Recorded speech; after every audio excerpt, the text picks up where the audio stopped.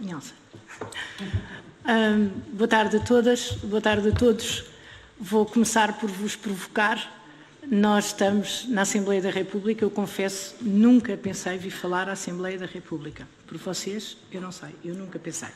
Portanto, isto para mim é altamente inovador e coloca-me uma primeira questão que eu gostava de vos colocar.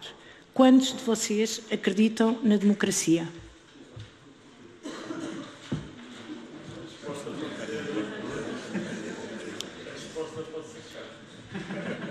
Depois, eu gostava de vos perguntar quantos de vocês acreditam nos políticos? E sejam honestos, por favor. Não sei se vocês perceberam que reduziu-se para metade o número de pessoas. Portanto, estando nós na Assembleia da República e sendo a democracia representativa aquela onde a democracia se materializa através da representação, que neste caso são os políticos, a vossa resposta é muito preocupante. Porque o que acontece, e que vocês mostraram, é que acreditam na democracia por princípio, mas não acreditam nos políticos. Ou maioritariamente, ou uma grande parte, não acreditam nos políticos. E isto levanta-nos o motivo pelo qual nós estamos aqui hoje. Que é, existe de facto uma crise na democracia. E então, se existe uma crise na democracia, quando temos um problema, nós temos que encontrar ou procurar soluções para esse problema. Fizeram-se 30 anos de orçamentos participativos. É um processo crescido, adulto. 30 anos de orçamentos participativos é uma fase importante. E a questão que eu pergunto é, 30 anos crescidos e 30 anos de orçamento participativo, o que é que mudaram na democracia? E o que é que mudaram na forma como os cidadãos acreditam ou não na democracia? E, portanto, eu vim e achei, bem, se vou à Assembleia da República, eu tenho que, de alguma maneira, pensar o que é que se faz naquela casa e o que é que cada um de nós faz. E tentar conjugar este nosso momento aqui com uma resposta do que é que eu faço a cada dia e o que é que a Câmara de Cascais faz quando decidiu ter um orçamento participativo. E isto impõe uma outra pergunta. É a democracia participativa a resposta para a crise da democracia representativa? Há bocado o Miguel falou que isto era o Novo Testamento. Revejo-me completamente. No primeiro, eu descobri autores que eu nunca pensei existir e descobri enquadramentos teóricos, eu não quero citar, mas terei que citar o Allegretti, o próprio Nelson, que são pilares importantíssimos do ponto de vista conceptual para um conjunto de questões que hoje nos levantam. Neste livro nós descobrimos o Saint-Thomé, nós descobrimos o Cabane, imensas pessoas que falaram, que refletiram, que pensaram sobre estas questões do ponto de vista académico. Mas no dia-a-dia, onde é que o cidadão participa? E agora vou fazer outra pergunta. Quantos de vocês participam ativamente nas organizações do sítio onde vocês vivem? Nomeadamente, quantos de vocês participam ativamente nas vossas coletividades?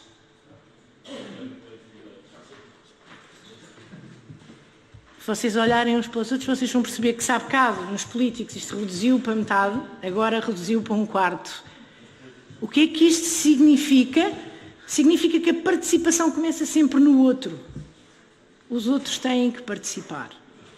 Ora, a participação começa em nós, em cada um de nós, enquanto cidadãos. E o que é que acontece? Acontece que a participação não pode ocorrer de 4 em 4 anos. E agora pergunta-se então, mas a senhora não tinha vindo aqui falar do Orçamento Participativo de Cascais? Bem, isto tem tudo a ver com o Orçamento Participativo de Cascais. Cascais tem uma das maiores taxas de abstenção do país. As pessoas em Cascais votam pouco, de 4 em 4 anos, na democracia representativa. Isto é um problema. E será que o orçamento participativo foi, de alguma maneira, uma resposta, um caminho encontrado para esta questão? Com certeza que foi, mas o orçamento participativo não é a resposta para todos os males da democracia. Então, o que é o orçamento participativo? É uma ferramenta. E a forma como nós utilizamos essa ferramenta para nos aproximarmos dos cidadãos, a forma como nós decidimos construir um orçamento participativo tem impactos diferentes. Para eu falar um pouco rapidamente de Cascais, eu prometi a mim mesmo que não vinha hoje aqui falar dos números de Cascais. E que não ia considerar, porque isso não é um indicador importante. Ao contrário do que se possa pensar, isso não é o mais importante dos indicadores. Claro que eu falo, toda a gente sabe, e todas as pessoas que aqui estão sabem, que eu estou a falar de barriga cheia. Obviamente, Cascais tem 6.200.000 euros investidos no orçamento participativo. São 15% do nosso orçamento, do investimento do orçamento do município. Portanto, os cidadãos já estão a decidir sobre uma fase determinante. Mas não era isto que eu vos queria falar. O que eu queria falar é que hoje ninguém em Cascais vive a mais de 1 quilómetro de uma obra OP. Eu penso que isto é um indicador extremamente importante. Também vos queria dizer, que também acho que é uma coisa importante, que no dia a dia o orçamento participativo teve impactos imensos dentro do município. O orçamento participativo não é de uma equipa OP. O orçamento participativo é da Câmara inteira e pôs as pessoas todas a trabalhar umas com as outras, e quando chega à hora do orçamento participativo, nós temos, por exemplo, 500 horas de voluntariado dos funcionários da Câmara que se voluntariam para ser eles próprios moderadores do orçamento participativo. Também gostava de vos dizer que depois, quando chega a junho, no planeamento das pessoas que trabalham na Câmara nas obras municipais, já está inserido a avaliação técnica do OP. E, portanto, houve todo um modelo na forma como nós vemos os cidadãos que foi crescendo e que se foi movimentando com o orçamento participativo. Por exemplo, foi-se movimentando o facto de como as pessoas olham para nós.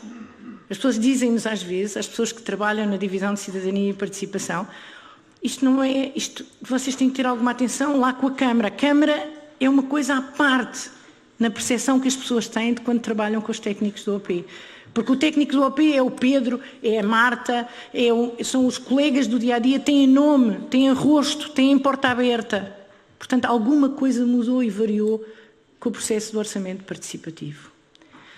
Também é curioso perceber que tivemos impacto em políticas públicas, nomeadamente, tivemos impacto na construção de determinados instrumentos que utilizaram a mesma metodologia que o orçamento participativo utilizou.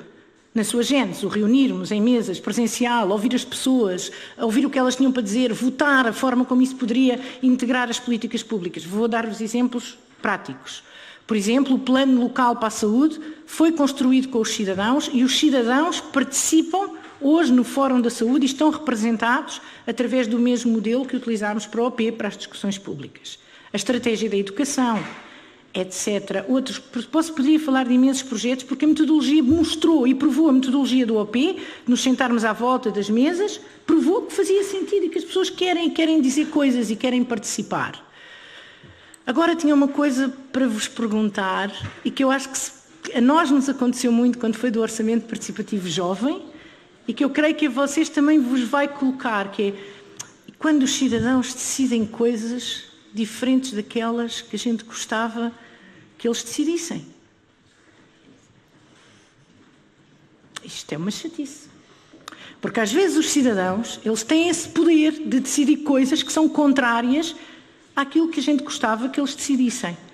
O OP é um desafio nesse cara a cara, nesse encontro entre os políticos e os cidadãos, nessa resposta que tem que ser dada.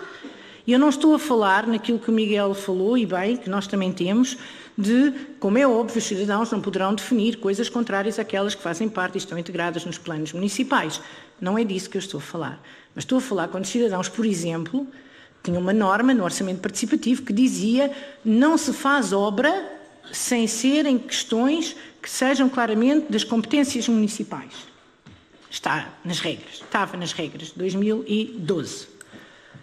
E um dia os cidadãos juntam-se e decidem dizer não, nós queremos que se faça obra em projetos que não são da competência municipal. Mas nós não queremos fazer, dissemos nós. E eles disseram, não, mas nós queremos que vocês façam. E qual é a diferença? Expliquem-nos lá. Mas dentro da cantina daquela escola, isto era o argumento específico, estou a falar de um caso verídico, dentro da cantina daquela escola não estão tantos ou mais munícipes de Cascais como estão a usar ali aquele parque do outro lado. E, portanto, o processo é um processo de crescimento. Convido-vos a ir a Cascais Participa. Vocês vão perceber que o regulamento do orçamento participativo mudou sempre. Desde o primeiro ano que nós temos OP, até 8 anos depois do orçamento participativo, mudou sempre. E estas mudanças e estas exigências variaram e resultaram desse confronto, desse dia-a-dia, entre 3 áreas fundamentais da nossa vida, que são os técnicos, os políticos e os cidadãos. E que, curiosamente, todos eles, em diferente papel, estão no mínimo denominador comum de serem cidadãos, em diferentes papéis. Uns com mais poder, outros com menos poder. É curioso, quando hoje olhamos para o Orçamento Participativo de Cascais, 8 anos feitos, o Orçamento Participativo de Cascais não foi nenhuma descoberta do mundo maravilhoso, cheio de soluções fantásticas para todos os problemas que nós temos em Cascais. Não.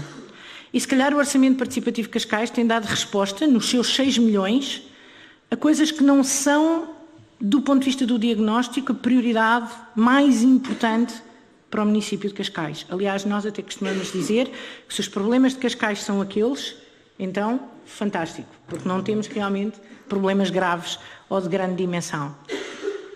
Então, o que é que trouxe o OP? OPs. Se calhar o que os OPs trazem é esta interação entre as pessoas com impactos a diferentes níveis, seja na escola, quando estamos a falar do OP jovem e na possibilidade do cidadão dizer o que é que pensa que é importante para a escola, seja ao nível do Estado, quando estamos a falar dos orçamentos participativos nacionais, quando estamos a falar dos orçamentos participativos numa outra estrutura mais macro, seja para a capital, que dá inclusive a oportunidade que eu, que sou de Cascais, diga o que é que eu penso que é importante para Lisboa, e até porque ando nesse movimento pendular. Então, os orçamentos participativos trouxeram isto. Trouxeram esta interação e trouxeram esta possibilidade de nos correlacionarmos, de nos reinventarmos e de alguma maneira, estarmos aqui hoje todos, nesta casa tão simbólica, a pensar o que é isto da democracia e como é que ela funciona. Eu só queria dizer que em Cascais nós acreditamos muito que a democracia participativa tem que trabalhar de braço dado com a democracia representativa. Fico à espera das vossas provocações, das vossas questões, e não queria terminar sem dizer que o Nelson Dias é o nosso consultor desde 2011, que nos orgulhamos muitíssimo de que ele tenha apoiado sempre o nosso processo, mas também de vos dizer que às vezes nos contrariamos todos mutuamente, ok? Que esta correlação entre a academia, o técnico e o político faz viver tensões, mas essas tensões têm uma coisa muitíssimo importante, que é cada um de nós se preocupar com a forma como o processo está a ser gerido e na forma como o processo está a ser dirigido. E se calhar isso, como alguém aqui falou, o facto do OP ser vinculativo tem esse poder maravilhoso em que eu sinto que eu faço parte. E vou-me calar, que já falei demais, e esperar que vocês levantem as questões. Obrigada.